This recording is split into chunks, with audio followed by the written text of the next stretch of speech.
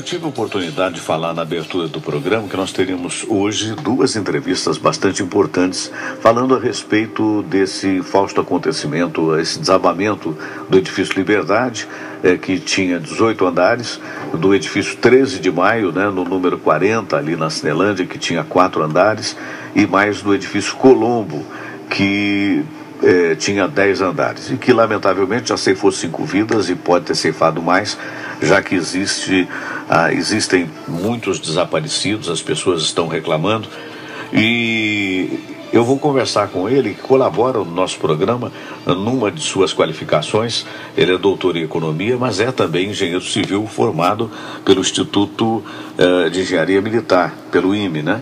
E nós vamos conversar então com o doutor Rubens Teixeira. Bom dia, doutor Rubens. Bom dia, Fernando Sérgio. Bom dia aos queridos e queridas ouvintes da Super Rádio CP.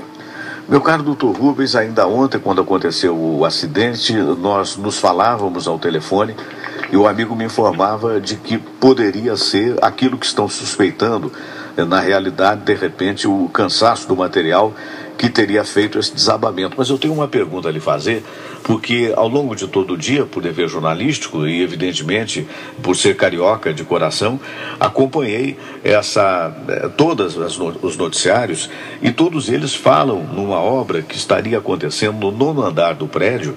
E segundo o testemunho de um funcionário da empresa que estava fazendo a obra, e que não quis se identificar, mas ele deu o testemunho e depois reiterado por outra pessoa, de que o 9º andar tinha sido completamente vazado, ou seja, teriam tirado as colunas do 9º andar. Ora, se nós temos um prédio de 18 andares, eu, como leigo, pergunto ao amigo que é engenheiro, 18 andares, no 9º andar, se a pessoa faz uma obra em que vaza, tira todas as colunas de sustentação, isso poderia ser a implicação, ter implicação nesse desabamento que acabou levando de roldão os outros 2 prédios? Fernando, com certeza, poderia sim. Eu vou fazer um apanhado, uma ideia geral de como funciona a estrutura, uma estrutura de concreto armado, para os ouvintes terem uma noção plena e até entenderem por que não se chegou a uma conclusão exata do que pode ter acontecido. A vida útil estimada de uma estrutura de concreto é da ordem de 50 anos por projeto. Os prédios que desabaram tinham cerca de 70 anos. E o fato de a vida útil ser de 50 anos não quer dizer que com 50 anos a estrutura desabará. Mas é um indicador de que é necessário mais manutenção conforme a estrutura vai envelhecendo. Até o senador Marcelo Crivella, aqui do Rio de Janeiro, tem um projeto de lei que torna obrigatória a fiscalização de prédios com mais de 30 anos. Perfeito. Isso é um projeto de lei que pode virar lei se o Congresso Nacional aprovar e se for sancionado pelo Presidente da República. Um pilar ou uma viga tem uma função estrutural, eles suportam cargas da construção. Nos pilares e nas vigas há pontos que suportam cargas maiores. São os pontos mais sensíveis, onde são demandados o maior esforço da estrutura. Esses pontos são reforçados por ferro, pois o concreto tem elevada capacidade de suportar a compressão, mas não resiste bem à tração, né, que é o esforço de se esticar.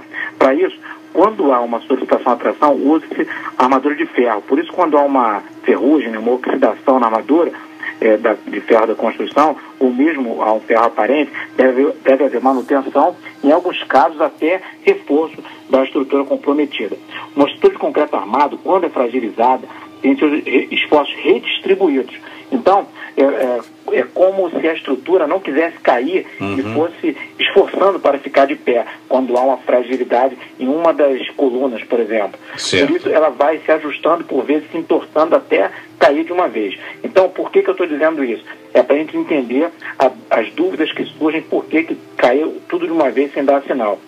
Quando há uma falha pontual por conta dessa redistribuição de esforços, a estrutura se fragiliza naquele ponto e pode até se romper, mas há uma possibilidade de que, com a redistribuição de esforços, as partes afetadas não se rompam. No caso desse desastre, houve um desabamento do edifício como um todo. O que se noticia é que se fazia obra no 3º e 9º andar. E foi noticiado também o que você disse, né, que no 3º andar houve remoção de paredes e eventualmente até de pilares, porque havia vãos livres que alguém afirmou.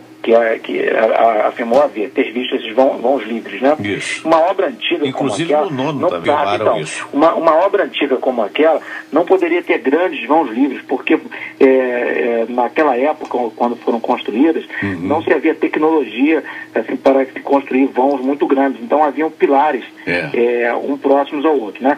E se foram removidos os pilares e vigas foram afetadas também para passar tubulações, por exemplo, esta pode ser a causa principal do acidente. E se ainda removeram paredes com função estrutural, porque existem paredes que ajudam a suportar também a estrutura, podem ter comprometido a segurança e contribuído para o desabamento. Isso porque a tecnologia de concreto armado nos anos 40 e 50 ainda era incipiente em relação ao que é hoje, e as paredes tinham função também estrutural. Então, por outro lado, nós também podemos analisar que havia uma prudência com relação à resistência. A resistência pode ver que existem prédios muito antigos e que não desabam. Então, quer dizer, isso nos leva a crer que esses prédios também eles eram reforçados, havia um coeficiente de segurança muito grande e dificilmente eles cairiam, né? Mas o que acontece? Agora, uma outra hipótese que não pode ser descartada é o terreno ter cedido. Porque o local era uma região alagadiça no passado. Isso pode ter contribuído para a fragilidade. Mas se isso for verdade, outros prédios também seriam afetados. Como houve uma queda por completo, assemelhante a uma implosão, não se pode descartar essa hipótese, porque uma falha apenas numa parte da construção poderia fazer o prédio cair desse ponto frágil para cima. Entendo. Não cair todo ele, como aconteceu, né? E não ficar todo destruído e ainda não desmoronar por completo, se fosse esse caso que eu citei. Mas nada disso é definitivo, precisa ser investigado lá pela perícia. Agora, uma explosão, como inicialmente se cogitou que pudesse ser, certamente não foi, pois nada foi arremessado em uma direção específica, como acontece na explosão, e também não há evidências de que tenha ocorrido uma explosão. O ruído que ouviram, o estrondo, é normal quando uma estrutura se rompe, né? Quando há o esmagamento da estrutura, há uma explosão, um barulho, né? Assim, de quebrado, né? Exatamente, foi atribuído como se fosse uma explosão. A perícia irá, por meio de estudos aprofundados, encontrar as reais causas, mas parece que as obras do terceiro andar estão sugerindo que possa ter havido efetivamente uma ruptura da estrutura nos andares superiores, né? Coisa, hein? E com o peso dos escombros teriam destruído os andares inferiores e os demais prédios.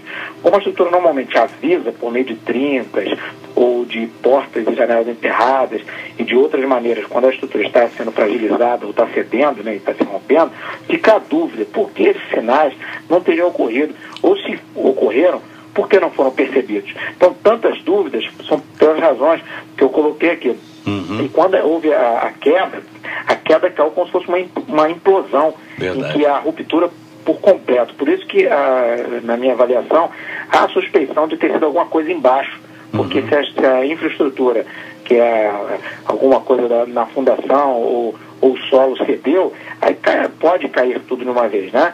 Então, vamos aguardar aí a perícia analisar, porque eles vão remover os escombros, vão analisar a infraestrutura, né, a fundação, o solo, e vão, através de outros testes, chegar a conclusões mais precisas, né? Qualquer avaliação que se faça agora é apenas uma possibilidade, né? Entendo. Mas como a prioridade agora é a tentativa de recuperar corpos e até encontrar vítimas que ainda estejam vivas, não tem como haver uma dedicação plena dos órgãos de fiscalização de remover os escombros de qualquer forma para poder encontrar a razão real do acidente. Mas eu imagino que seja uma dessas que nós colocamos, as evidências maiores, que na minha avaliação são essas, e a gente espera que se encontre o que efetivamente aconteceu de tal maneira que sirva de ensinamento para outros prédios, não só no Rio de Janeiro, mas como no Brasil inteiro e até no mundo, de acordo com o que se conclua aí nas avaliações. Perfeito. Dr. Rubens, o senhor tem um site, não é isso? Eu tenho meu site, eu coloco alguns artigos lá, enfim, e se alguém tiver interesse, é www.rubensteixeira.com.br. Então é meu nome, né? rubensteixeira.com.br. Quem quiser entrar lá e fazer um comentário, eu vou ficar muito feliz. Perfeito. Muito obrigado, querido. Um grande abraço. Muito obrigado, Fernando. Um abraço.